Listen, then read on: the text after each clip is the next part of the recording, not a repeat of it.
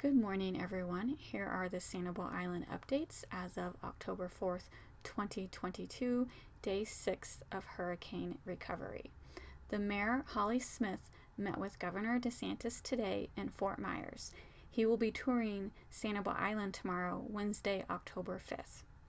The mayor is asking all residents to please be patient with her staff and the city council. They have been working pretty much 24/7 since the day before the hurricane hit. Emotions are running high, and it seems like the mayor is dealing with tons of negativity from residents. Search and Rescue is doing a secondary search on all the houses. They are also conducting wellness checks. No more reported deaths. The island is open during the day for residents starting October 5th between 7 a.m. and 7 p.m.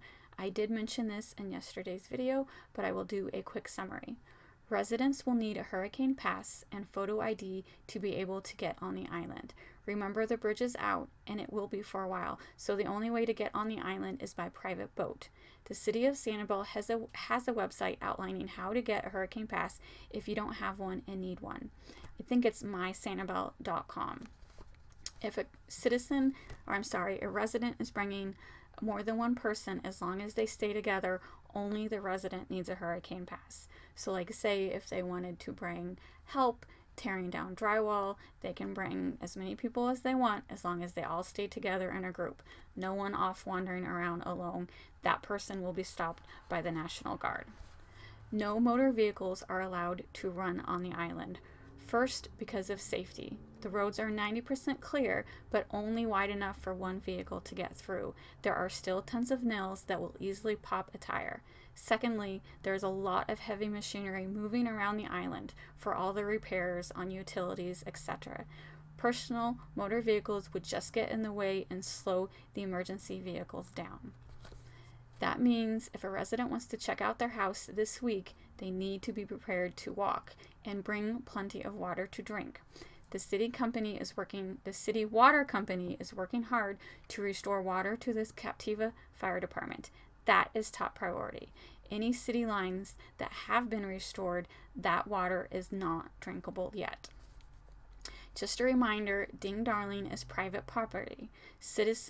I keep saying citizens, I mean residents, same thing in my mind. Residents are not allowed to boat into Ding Darling. There are docks in Ding Darling. You are not allowed to use them. It is federal property and you will be asked to leave. The city is in the process of updating the list of the building assessments. They are hoping to have that list on their website by October 5th, 2022. They've been working hard to get it updated, but there's just so much information out there and they weren't able to manage it today. The structures were evaluated by FEMA Urban Search and Rescue Team. When FEMA evaluated the buildings, they walked around the outside of the building. They did not go inside. There may be way more surge damage inside that won't be mentioned in the assessment. Structures are assessed as either destroyed, major damage, moderate damage, or minor damage. If the building is assessed as destroyed or major damage, it will be marked condemned and do not enter.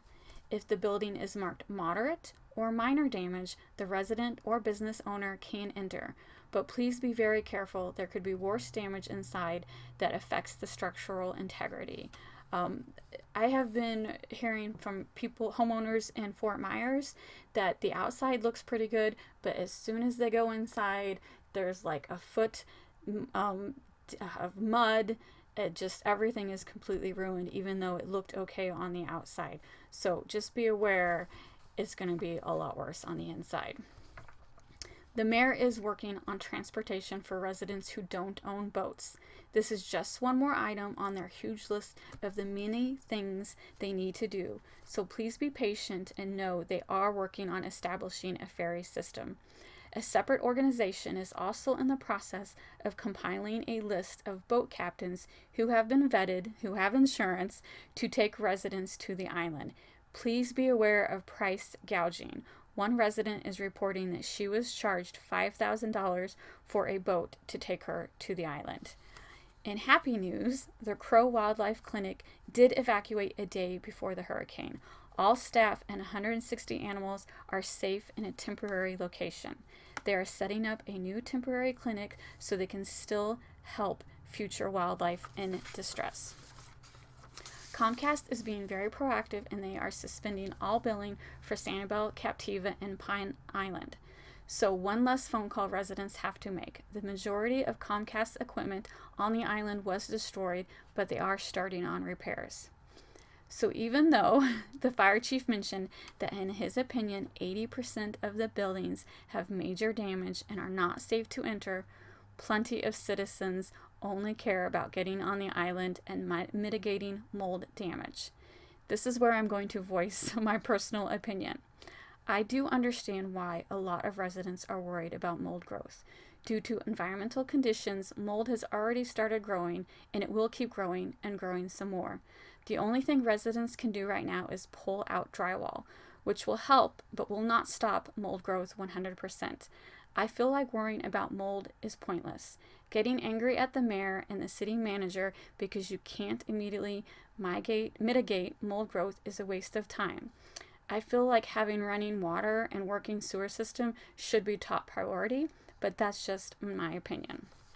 The city manager and lawyers stressed again, do not run generators on the island. There is only one working fire truck that currently holds 750 gallons of water that will be gone in 1 minute once the hose is opened. If someone catches their house on fire, the fire department will concentrate on making sure that fire doesn't spread to other structures. There is one ambulance on the island ready for any emergencies. Hopefully I will be able to review the assessment list tomorrow and give a summary of any condemned buildings. I have had a couple of questions asking why I haven't been showing storm damage. I have not been able to personally record any storm damage. I do not have permission to use other people's storm footage. Just because footage is on the internet doesn't give me or anyone else the right to use it without permission. Until I have my own current footage, I am showing past videos of Sanibel and Captiva while I give a summary of the updates. Thanks for listening.